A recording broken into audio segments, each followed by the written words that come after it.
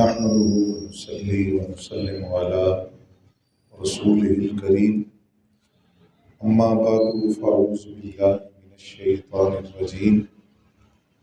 بسم الله الرحمن الرحيم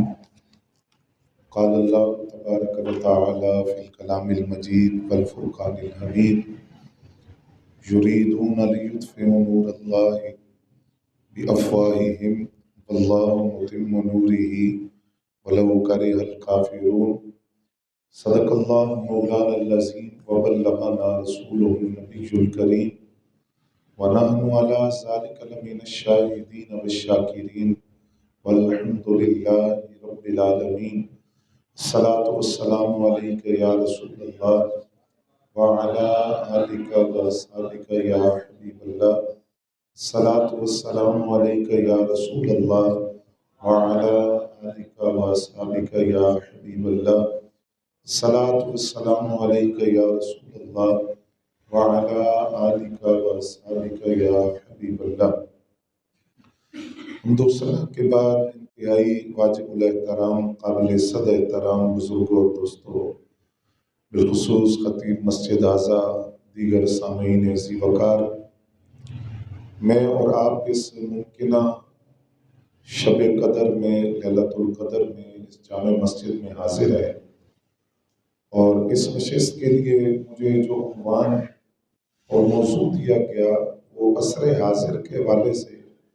بڑا اہم موضوع ہے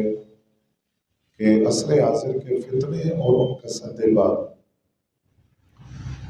اسلام جب سے اسلام کا آغاز ہوا، طرح طرح سے اسلام کو دبانے کی کوشش کی گئی اور طرح طرح سے فتنے اسلام کے خلاف سازشوں کی صورت میں تیار کیے گئے،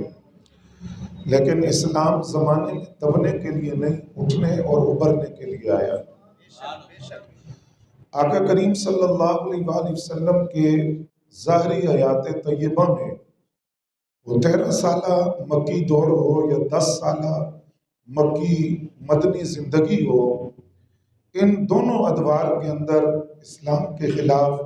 نئے سے نئے فتنے کھڑے کیے گئے اور نئے سے نئے محاذ کھڑے کیے گئے۔ نبی علیہ السلام نے فتنوں کے حوالے سے پہلے خبر دی۔ آقا کریم صلی اللہ علیہ وآلہ وسلم نے فرمایا، ہر چیز کم ہو سکتی ہے، فتنے کم نہیں ہوں گے۔ یعنی اگر انسان یہ سوچتا ہے کہ اس دور کے اندر فتنے ہیں، آنے والا دور جو ہے وہ فتنوں سے پاک ہوگا، فتنے کم ہوں گے، یا اس سے بعد آنے والا دور فتنوں سے پاک ہوگا، تو فرمایا ایسا نہیں ہو سکتا۔ فتنے اس طرح آئیں گے جس طرح بارش کے بعد سیلاب کا پانی آتا ہے۔ نبی علیہ السلام نے ارشاد فرمایا کہ دنیا کے اندر صرف فتنے ہی باقی رہ جائیں گے، یعنی ایک وقت وہ آئے گا قرب قیامت کہ جب ہم اپنے چاروں طرف فتنے دیکھیں گے، اور ایسی باتیں جو انسان کو آزمائش میں ڈال دے گی، انسان کو دین سے دور کرے گی اور گمراہی میں مبتلا ہونے کا سبب بنے گی۔ ایک مقام پر نبی علیہ السلام نے فرمایا کہ اعمال صالحہ میں جلدی کرو، آج اگر اللہ نے تمہیں موقع دیا ہے اس کو غنیمت سمجھو، اعمال صالحہ میں جلدی کرو،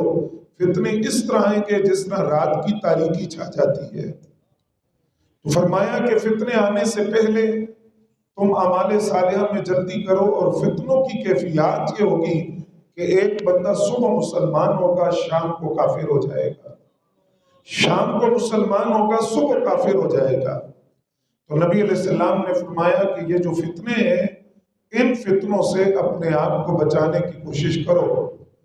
اب ہم پہلے تو یہ ذکر کریں گے کہ اس وقت عصر حاضر کے فتنے کیا ہیں، اور پھر ہم اس بات کا ذکر کریں گے کہ ان سے بچاؤ اور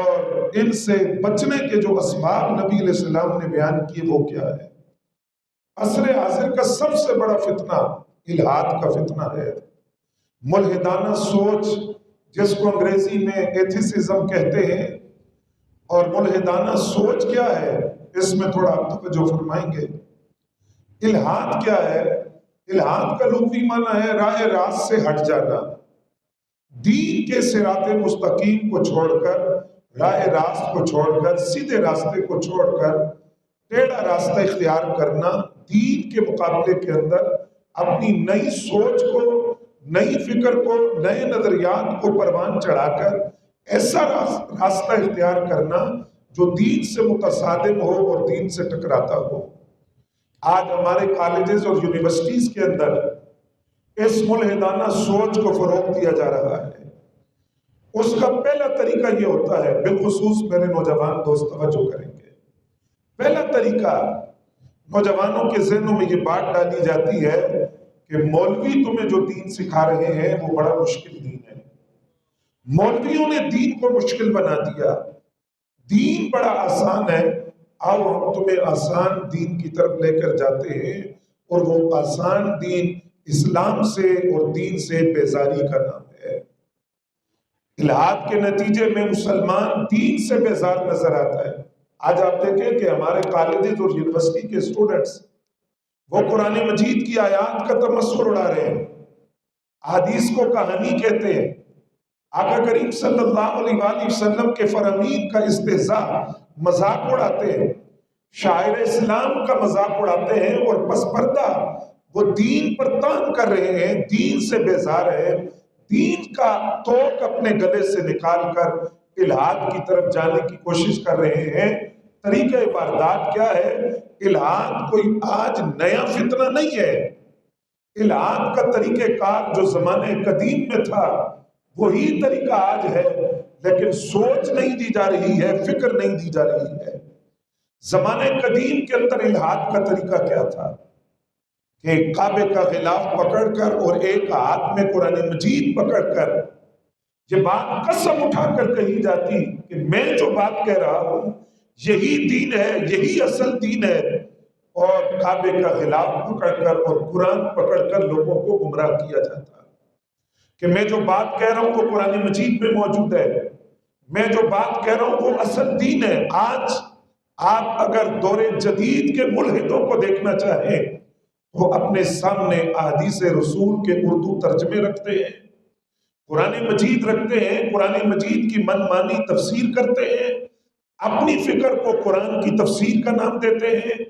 اپنی تعویلات کو قرآن کی تفسیر کا نام دیتے ہیں،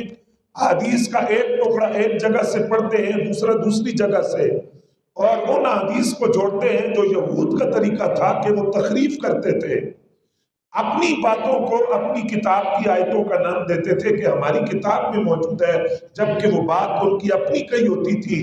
آج کی ملحدانہ سوچ، چاہے وہ غامدی کی صورت کے اندر ہو، چاہے وہ مرزا جیلوی کی صورت کے اندر ہو، عدیم صاحب آپ نے کل پرسوں دیکھا، وہ بندہ سوشل میڈیا پر آپ نے دیکھا، اس کے نماز پڑھنے کا ایک ایسا طریقہ جو اس سے پہلے آپ نے کبھی نہیں دیکھا ہوگا،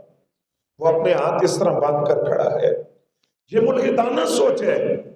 کہ مولویوں نے دین کو مشکل بنا دیا، آؤ تمہیں آسان دین پیش کرے کہ تم نماز اس طرح پڑھو، اس طرح پڑھو، اس طرح پڑھو، ہر طریقے سے ہو جاتی ہے۔ یہ دین سے بیزاری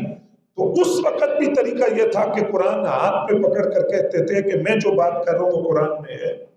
آج بھی ملحدوں کا طریقہ یہ ہے کہ وہ اپنے سامنے حدیث کے اردو ترجمے رکھ کر، قرآن مجید رکھ کر، اپنی خواہشات کو بیان کر کے کہتے ہیں کہ قرآن کہہ رہا ہے، اپنی مرضی کی باتوں کو بیان کر کے کہتے ہیں کہ نبی علیہ السلام کو فرمایا۔